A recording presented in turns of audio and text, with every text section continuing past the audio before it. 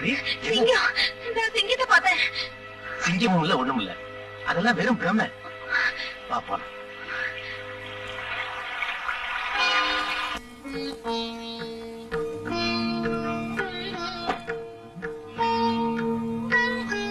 இப்ப நான் சொல்றத கவனமா கேளு. புஷ்பராகம் அந்த ரத்தினத்தோட பேரு. அது மகாவீர மகாராஜா பரம்பரைக்கு சேர வேண்டியது. விதி பிரகாரம் ஜாக்கிரதையா வச்சுக்கிட்டா வம்சத்துக்கும் ஐஸ்வர்யமும் ஆயுசும் வளரும். ஸ்பர்ஷே சாதிதம் சர்வம். இந்த ரத்தினத்தை தொட்டுக்கிட்டு எதை நினைச்சாலும் அது நடக்கும். அதுக்காகத்தான் மகேந்திரவர்மனுடைய கண்ணு அது மேல இருக்கா? ஆனா அவனுக்கு அது சாத்தியமாகாது. இது யாருக்கு சேரணுமோ அவங்க மட்டும்தான் அதை தொட முடியும், பார்க்க முடியும். அந்த ரத்தினத்தோட விஷயத்தை இந்த ஓலைச்சுவடியில விவரமா எழுதி வச்சிருக்காங்க. இப்ப இது பார்வதிக்கு மாத்திரம் தான் சேரணும். பின்ன எதுக்கு மகேந்திரவர்மன் அந்த ரத்தினத்தை அடைய முயற்சி பண்றான்? மகேந்திரவர்மன் இந்த ஓலைச்சுவடிய பார்க்கல. இதை கைப்பற்றுறதுக்காகத்தான் தாயம்மாவை அவன் சிறையில வச்சிருந்தான். ஏதோ நடந்தது இருக்கட்டும், இனிமே நடக்கிறதாவது நல்லதா இருக்கட்டும்னு ஆண்டவரை வேண்டிக்கலாம்.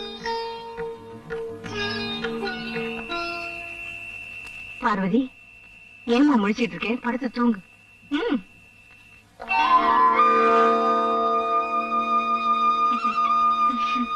என்னம்மா, காலையிலே குளிச்சு முடிச்சாச்சா? ஆமாம்மா, குளிச்சாச்சு. எப்படியோ உங்க உடம்பு சௌகரியம் வச்சே, அதுவே போதும். அதுக்கு காரணம் குருதான். அண்ணன் மாதிரி பிரியமா எனக்கு சிகிச்சை செஞ்சு காப்பாத்தினாரு. அது மட்டும் இல்ல, கோவிலோட மர்மத்தை ஓலைச்சுவடியில இருந்து படிச்சு பார்த்து நம்ம ரவி கிட்ட சொல்லி இருக்காருமா. அப்படியா?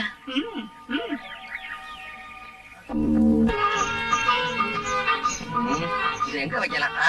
பின்னாடிதான் வசதியா இருக்கு. அம்மாடி, என்ன விழுப்பா, முகம் ஒரே வாட்டமா இருக்கு. நீலி, மாலி, என்ன விஷயம்?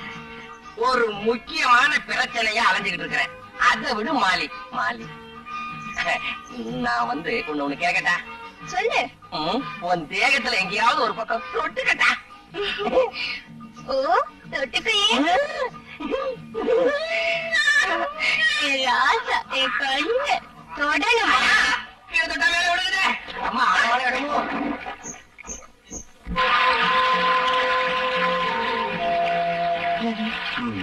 அங்க பாருங்க, நிரந்தரமா ஓடுற அந்த நதிக்கு பயம் இல்ல, துக்கம் இல்ல, எதுவுமே இல்ல. ஆமா, அது இயற்கை. நம்மளும் அந்த நதி மாதிரி எப்பதான் ஆகுறது?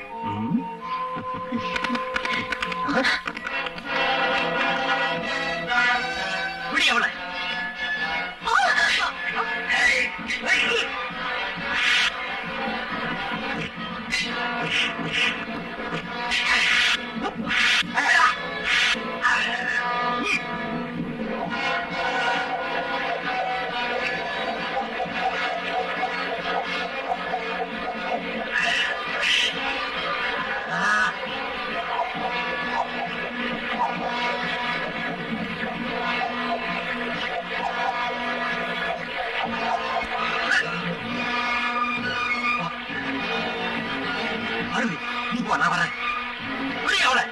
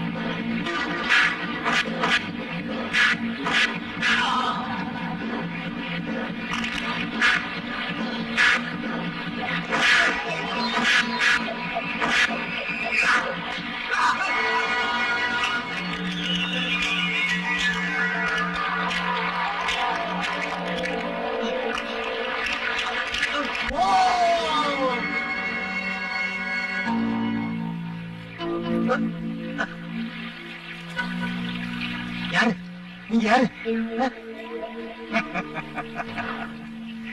நான் ஒரு சாதாரணமான மனுஷன். இங்க இருக்கிற காட்டு ஜனங்க என்ன மந்திரவாதின்னு சொல்லுவாங்க. அந்த மகேந்திரவர்ம ஆளுங்க என்ன எல்லாம் எனக்கு தெரியும். எப்படி தெரியும்? எனக்கும் கொஞ்சம் மந்திர தந்திரம் எல்லாம் தெரியுமப்பா. என் அத்த மக பார்வதிய அவங்க கடத்திக்கிட்டு போயிட்டாங்க. நாம 2 பேரும் சேர்ந்து அவளை கண்டுபிடிக்கலாம் வா.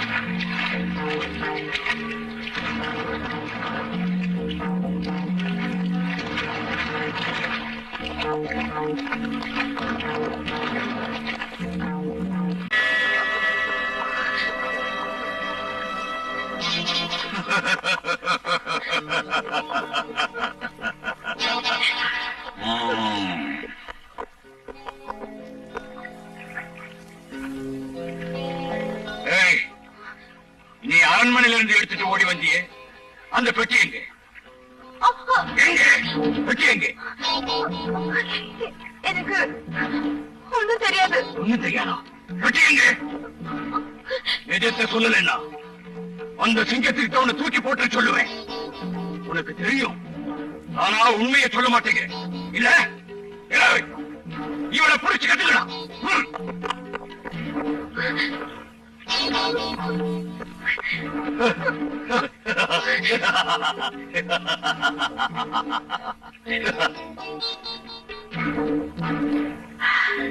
எனக்கு இப்போ சக்தி பூஜை செய்யற நேரம், இவனை ஜாக்கிரதையா பாத்துக்க. எனக்கு இப்போ சக்தி பூஜை செய்யற நேரம், இவனை ஜாக்கிரதையா பாத்துக்க. உனக்கு தீனி போட.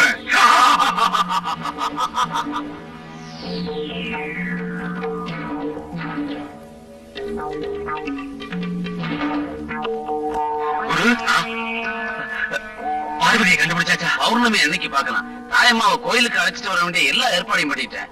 அதோட அதிகாலையிலேயே தாயம்மா வருவா நிச்சயமா. இவரு அற்புத சக்தியுள்ள மகா மந்திரவாதி. அந்த மகேந்திரவர்மனுக்கு முன்னால என்னுடைய விவேகமும் வித்தைகளும் நடக்காது. அவனை யாராலையும் ஜெயிக்க முடியாது. சக்தி பூஜை செய்த சித்திகடன்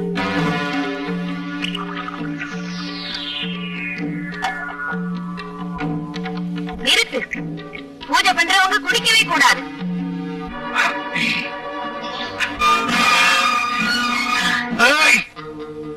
மகேந்திரவர்மா, உன்னை நான் விடமாட்டேன்.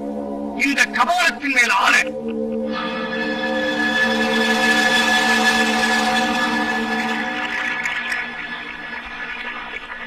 அம்மா, தாயே, ஜெகதாம்பா, பராசக்தி, என்னை விட்டு போன மந்திர சக்தி எல்லாம் மீண்டும் என்கிட்ட வரணும் அம்மா.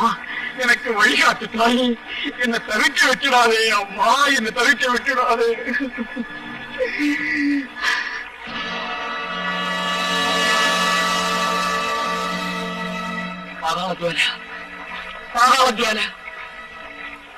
பார்வதியோட கதி அப்படியெல்லாம் ஒண்ணும் ஆகாது. மனசுல பயம் இருந்தாத்தா அப்படியெல்லாம் ஆகும். அந்த மகேந்திரவர்மன் மகா துஷ்டன். துஷ்டம் மட்டுமல்ல, அவன் துரோகி. அப்படியே இருந்தாலும் நீ சொல்ற மாதிரி அந்த சந்திரகாரம் அவளோட கழுத்துல இருக்கிற வரைக்கும் அவளுக்கு எந்த ஆபத்தும் வராது.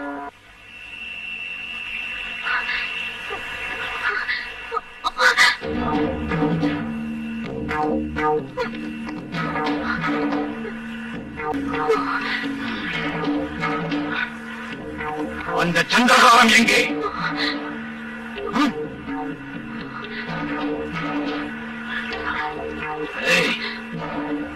உண்மையை சொல். அந்த சந்திரகாரம் எங்கே? எனக்கு தெரியாது. சரி, நீ சொல்ல வேண்டும். ஓ உதவி இல்லாமலே அந்த ரத்தனத்தை எடுக்கிற பாரு. வாங்குறாங்க. இன்னைக்கு பௌர்ணமி நாள். நீங்க எல்லாரும் சேர்ந்து பச்சைமலை கோவில்ல தீபத்தை ஏத்துங்க. ஜாக்கிரதையா கவனிச்சுங்க.